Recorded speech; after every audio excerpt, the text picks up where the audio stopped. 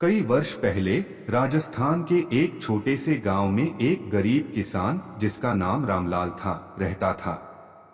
रामलाल एक सच्चा खाटू श्याम भक्त था जो रोज सुबह और शाम जय श्री श्याम और श्याम श्याम का जाप करता था। वह खाटू श्याम मंदिर की यात्रा करना चाहता था, लेकिन गरीबी और खेतों की जिम्मेदारी के कारण वह कभी लक्खी मेले में नहीं जा पाया था। उसका छोटा सा घर मिट्टी और फूस का बना था और वह अपनी पत्नी और दो छोटे बच्चों के साथ रहता था। एक साल फाल्गुन माह में रामलाल ने ठान लिया कि वह इस बार लक्खी मेला जरूर जाएगा। उसने कुछ पैसे जोड़े और खाटू श्याम मंदिर के लिए निकल पड़ा। वहां पहुंचकर उसने श्याम कुंड में स्नान किया और खाट श्याम श्याम का जाप करते हुए बाबा के दर्शन किए। उसने बाबा से प्रार्थना की, हे श्याम बाबा, मेरे परिवार को संकटों से बचाना। मेरे पास कुछ नहीं, बस आपका सहारा है। उसने मंदिर में एक छोटा सा दीपक जलाया, जिसकी ज्योत आग को उसने अपनी भक्ति का प्रतीक माना। कहानी में मोड़ तब आया जब रामलाल गांव लौटा। एक रात जब वह और उसका परिवार सो रहे थे, उनके फूस के घर में अचानक आग लग गई। गांव में सूखा पड़ रहा था और हवा के कारण आग तेजी से फैलने लगी। पड़ोसियों ने चिल्लाकर उन्हें जगाया, लेकिन आग ने घर को चारों ओर से घेर लिया था। रामलाल और उसका परिवार बाहर निकलने का रास्ता नहीं ढूंढ पा रहे थे। उसने अपनी आंखें बंद की और खाट श्याम श्याम का जाप शुरू कर दिया, बाबा से प्रार्थना करते हुए, हे हारे का सहारा, मेरे परिवार को बचा लो। चमत्कारिक रूप से उसी समय तेज हवा का एक झोंका आया और आग की लपटें उनके घर के एक हिस्से से हट गईं, जिससे एक छोटा सा रास्ता बन गया। रामलाल और उसका परिवार उस रास्ते से सुरक्षित बाहर निकल आए। पड़ोसी हैरान थे क्योंकि आग इतनी भयंकर थी कि बचना असंभव लग रहा था। अगले दिन जब आग बुझी तो रामलाल ने देखा कि उनके घर का एक छोटा सा हिस्सा, जहां उसने खाटू श्याम बाबा की एक छोटी मूर्ति और दीपक रखा था, पूरी तरह सुरक्षित था।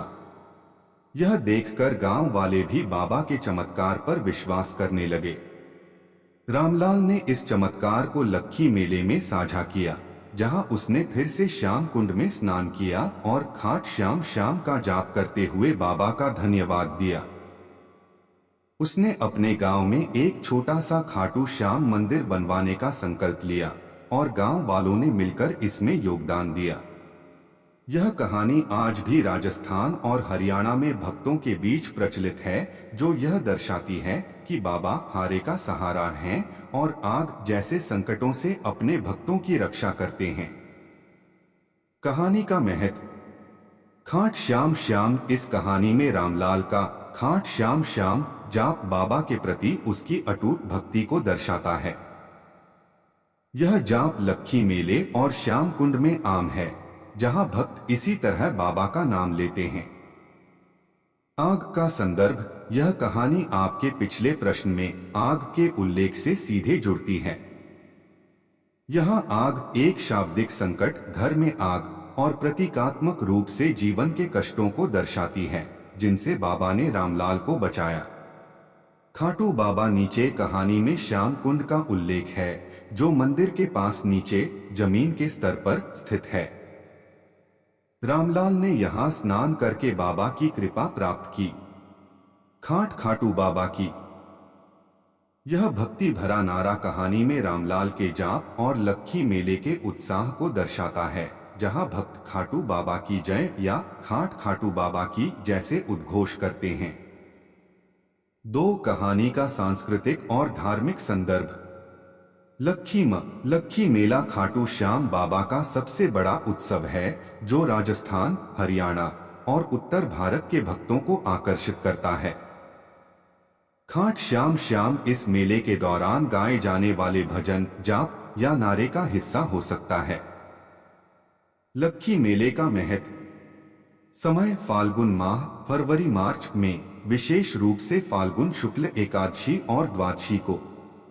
स्थान खाटू श्याम मंदिर, सीकर, राजस्थान। विशेषताएं। लाखों भक्त खाटू आते हैं, श्याम कुंड में स्नान करते हैं और बाबा के दर्शन करते हैं।